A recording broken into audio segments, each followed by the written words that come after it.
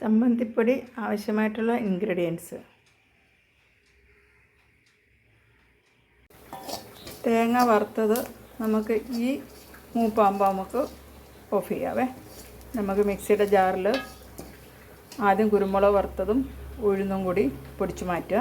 അതിന് ശേഷം ഇത് കുറേശ്ശെ ഇട്ട് ക്രഷ് ചെയ്യുക, ഒത്തിരി പൊടിഞ്ഞു പോകരുത്. അതിന് ശേഷം ലാസ്റ്റ് നമ്മുടെ ഉപ്പ് പൊടിയും പുളിയും കൂടെ, അല്ലെങ്കിൽ ഉപ്പുകല്ല് പുളിയും കൂടെ ഒന്ന് ജാറിലിട്ടൊന്ന് ക്രഷ് ചെയ്തിട്ട് എല്ലാം കൂടെ മിക്സ് ചെയ്ത് വെക്കാം കേട്ടോ.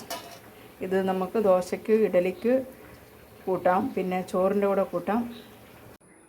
2 സ്പൂൺ കുരുമുളക്, 1 സ്പൂൺ ഉഴുന്ന്, 1/4 സ്പൂൺ ഉലുവ, വെളുത്തുള്ളി 2 ചുള, ചുമന്നുള്ളി 2 അല്ലി, പിന്നെ ഇഞ്ചി കുറച്ച്, കായം കുറച്ച്.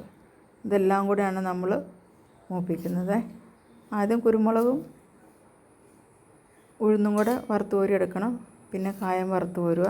അതിന് ശേഷം ബാക്കിയുള്ള എല്ലാം ചെയ്യുക. വീഡിയോ എല്ലാവർക്കും ഇഷ്ടമായെന്ന് വിചാരിക്കുന്നു. Thank you.